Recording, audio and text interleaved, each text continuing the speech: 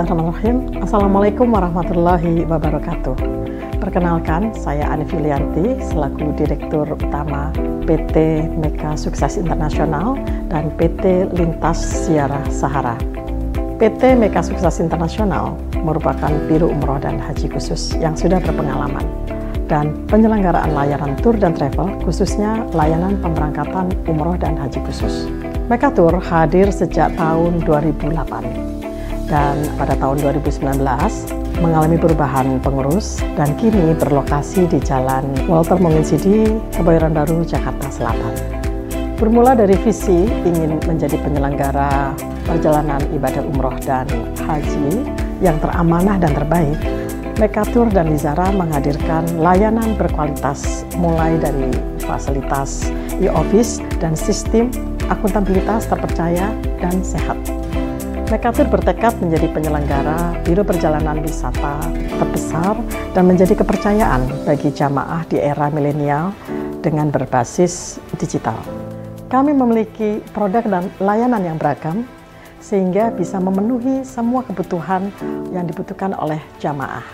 Di antaranya adalah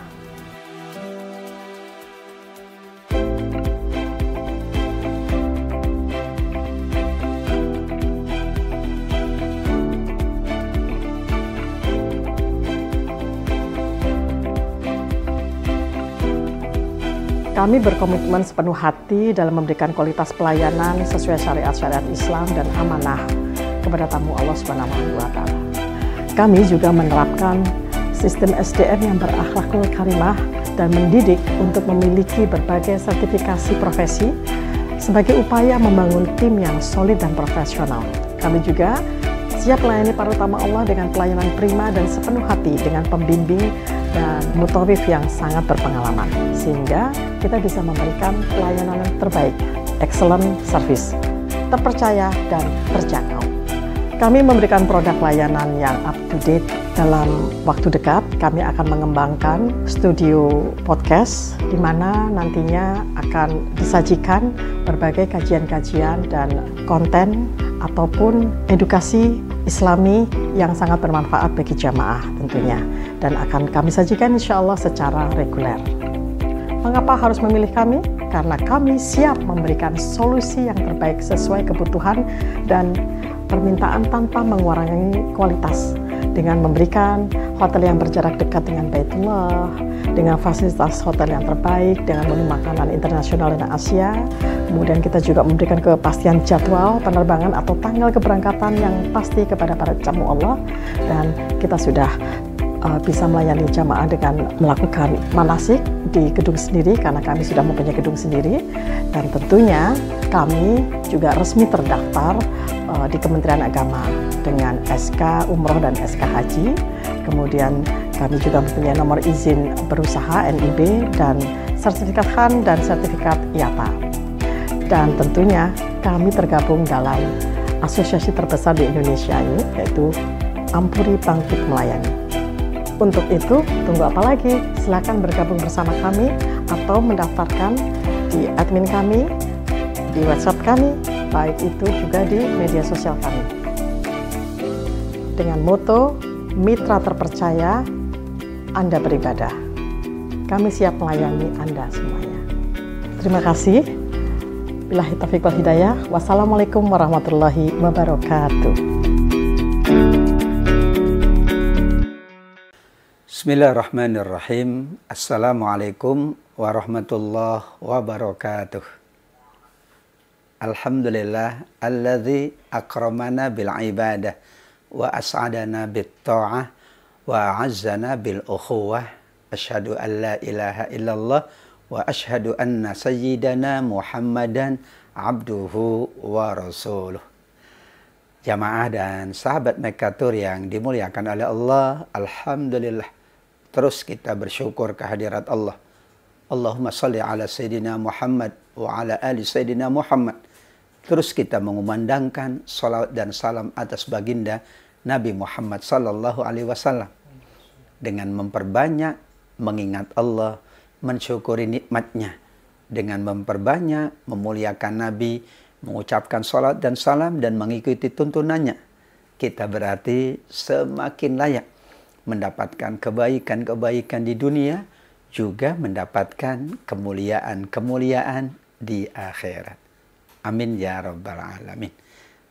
Ngaji hikmah bersama Mekatur kembali membersamai kita semuanya, dan kita sudah memasuki hikmah ke 179, 180 dan 181.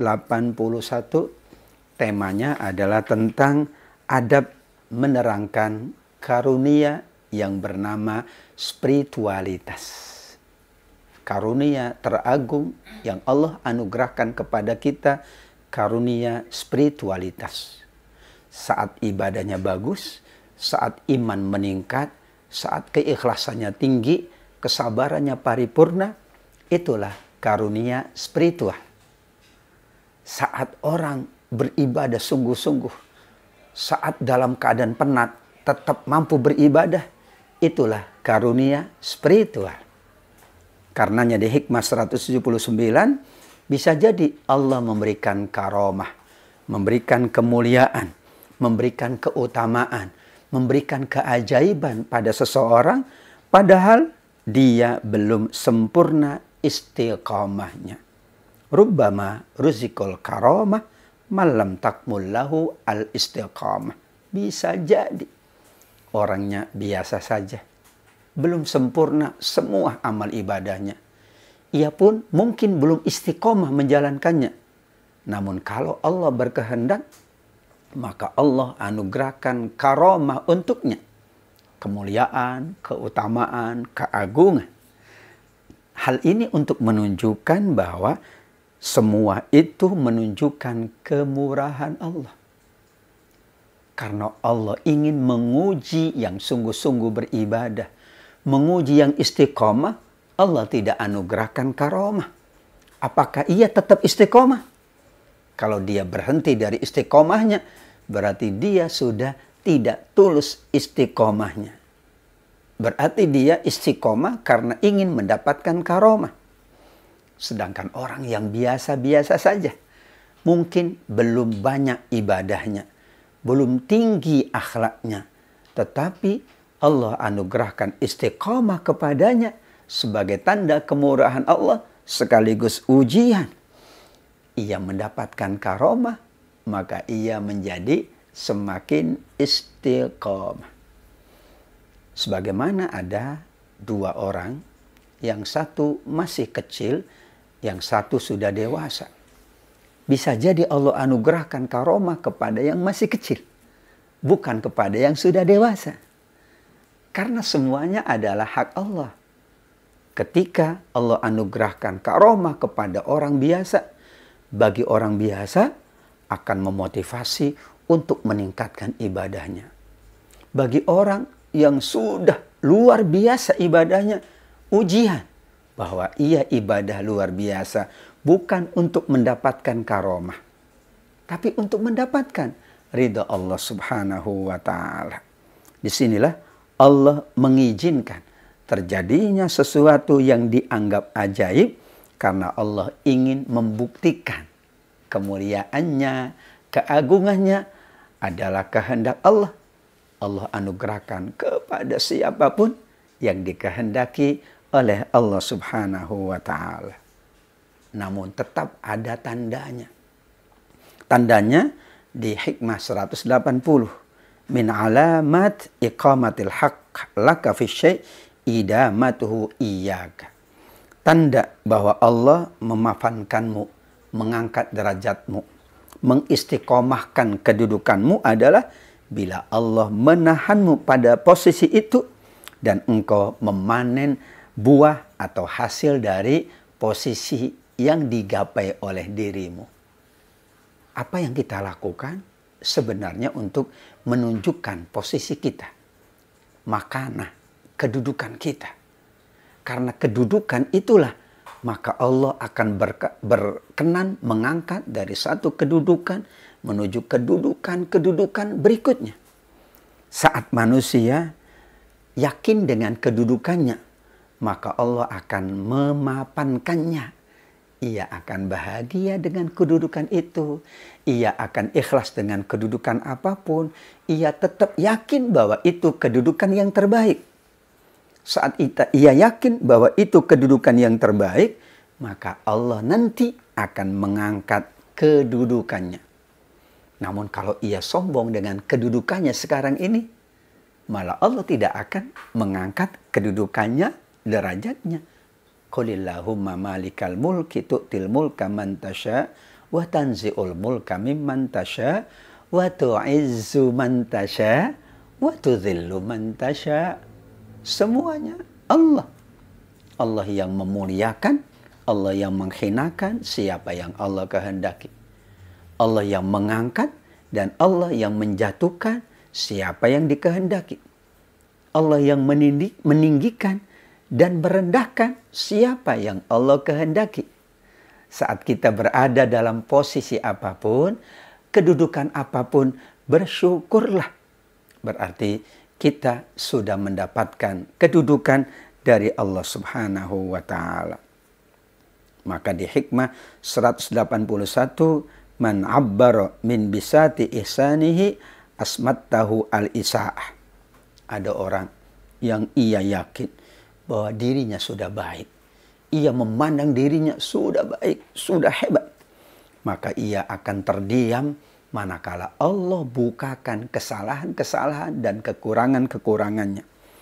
Namun sebaliknya, orang yang memandang kebaikan Allah atas dirinya, bukan kebaikan dirinya, maka ia akan selalu yakin bahwa kebaikan-kebaikan itu bukan karena dirinya, tapi karena Allah yang maha baik.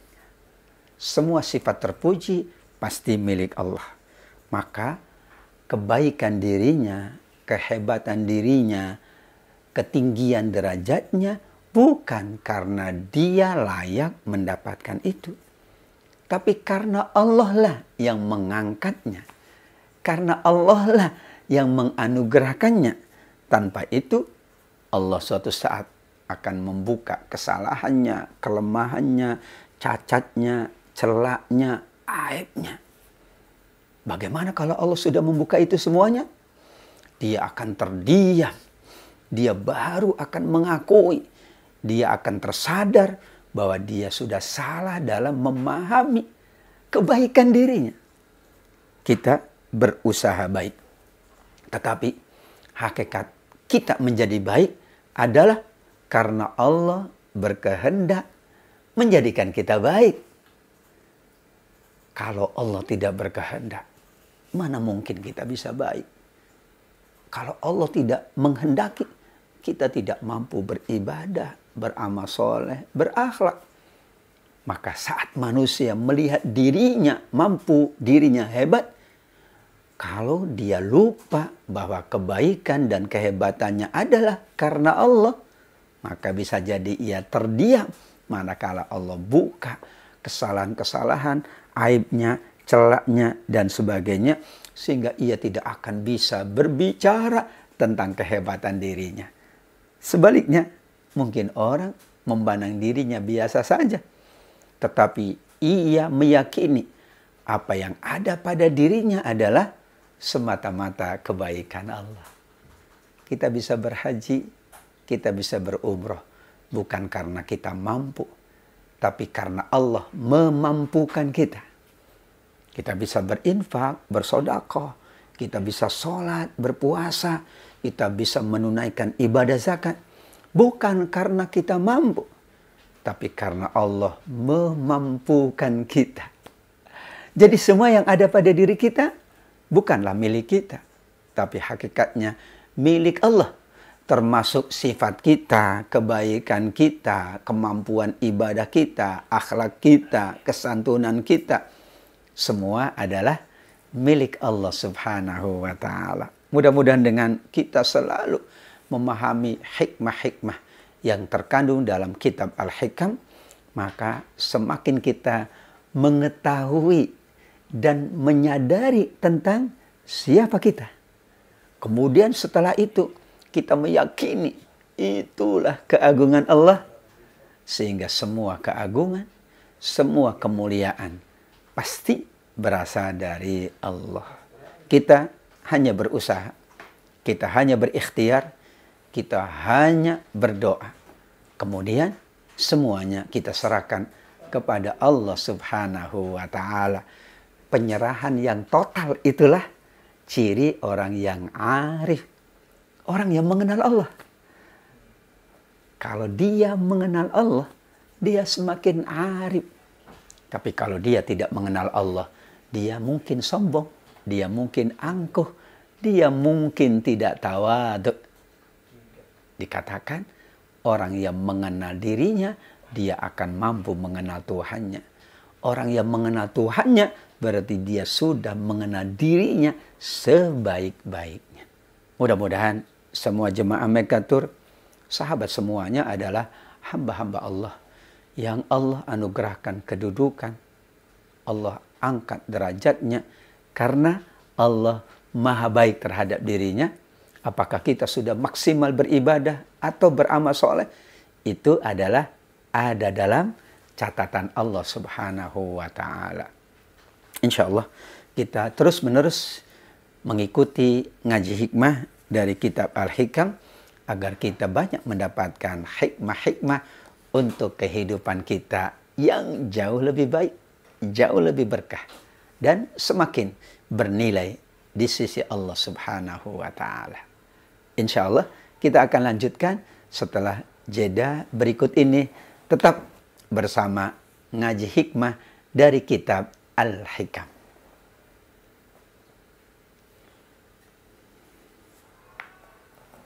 Memiliki payung yang sangat banyak, sejumlah 250 payung, dan diantaranya ada 12 payung yang berada di dalam bentuk sebagai sirkulasi udara agar di dalam tidak panas ataupun pengap.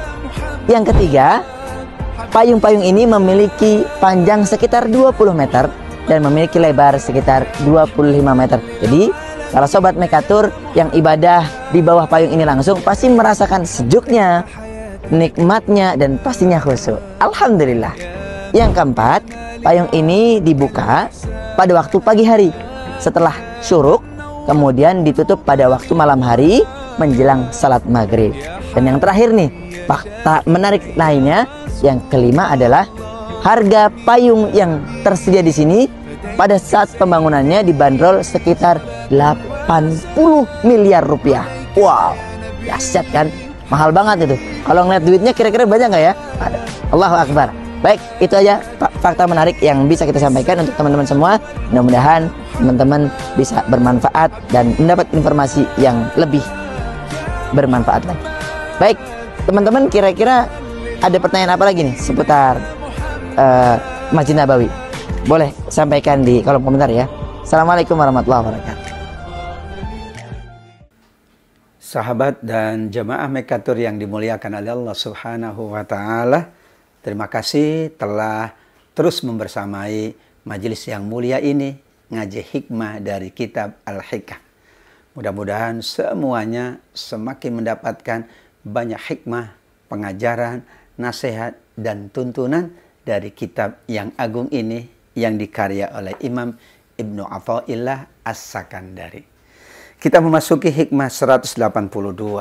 Kata Imam Ibnu Athaillah As-Sakandari, tasbikun anwarul hukama aqwalahu. Cahaya orang-orang yang bijak, cahaya orang-orang yang arif mendahului perkataan mereka. Perkataan itu fungsinya adalah untuk menyatakan sesuatu, menyampaikan sesuatu. Tapi terkadang cahaya seseorang, wibawanya, keagungannya sudah mendahului ucapan-ucapannya.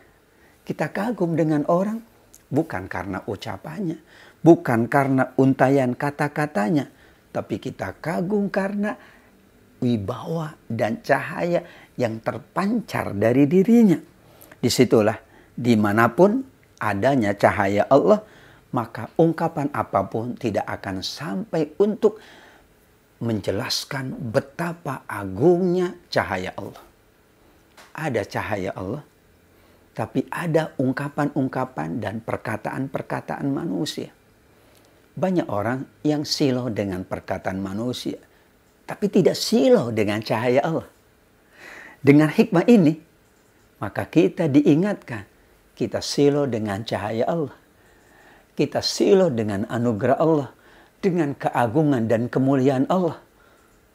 Sedangkan lisan, sedangkan ucapan adalah untuk membuktikan, atau ucapan kita adalah untuk kita menguatkan kekaguman kita, menguatkan apa yang kita kagumi dari semua keagungan Allah Subhanahu wa Ta'ala.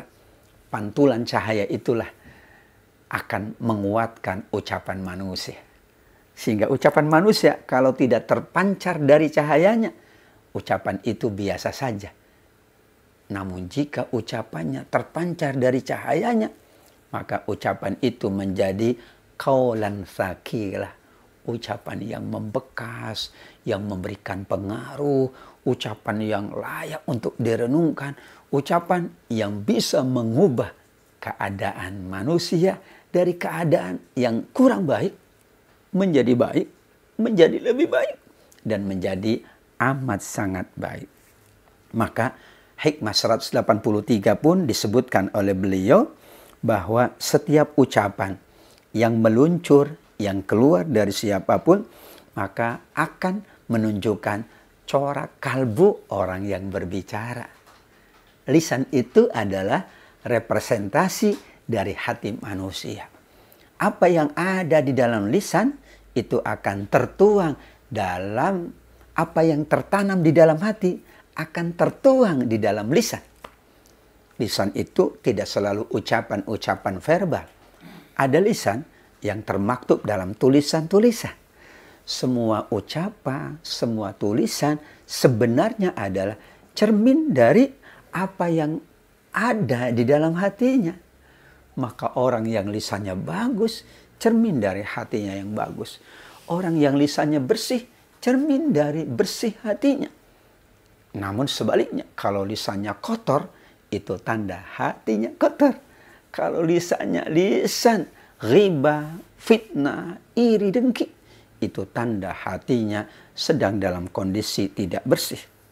Man udzina lahu fit ta'biri fuhimat fi masami'il khalqi.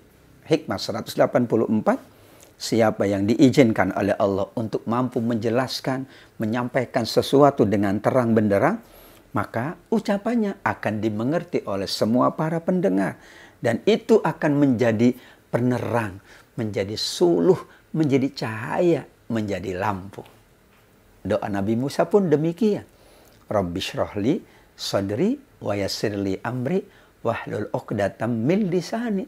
Ya Allah, lapangkanlah dadaku, mudahkanlah semua urusanku, dan hilangkan kekakuan dan kekeluhan di lisanku. Maka lisannya jadi lisan yang mudah untuk diucapkan. Ucapannya diterima oleh halayak. Bahkan ucapannya memberikan manfaat. Ucapannya menjadi nasihat. Ucapannya menjadi hikmah. Ucapannya menjadi pelajaran-pelajaran. Seorang yang arif selalu menjaga lisannya, selalu menjaga ucapannya. Tidak mau ucapannya ucapan yang tidak berguna. Tidak mungkin yang terucap sia-sia. Manusia yang di backup dengan kearifan selalu mengucapkan yang baik-baik saja. Atau dia diam karena tidak mau mengucapkan kecuali kebaikan. Maka ana yu'minu billahi wal yawmil akhir falyakul khairan aw liyasmut. Kata Nabi, kalau benar dia beriman kepada Allah dan hari akhirat, ia hanya mengatakan yang baik.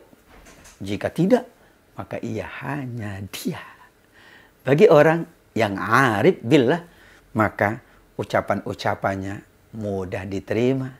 Bahkan ucapan-ucapannya menjadi hikmah, ucapan-ucapannya menjadi nasihat.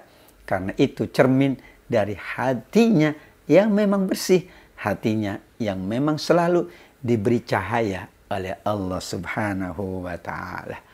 Mudah-mudahan semua jamaah Mekatur, sahabat-sahabat sekalian, senantiasa Allah bersihkan hatinya, sehingga yang terucap, yang terlontar hanya ucapan-ucapan yang baik, ucapan-ucapan kebaikan yang semua orang mendapatkan kebaikan, dan itulah nilai dari hati seseorang di sisi Allah Subhanahu wa Ta'ala.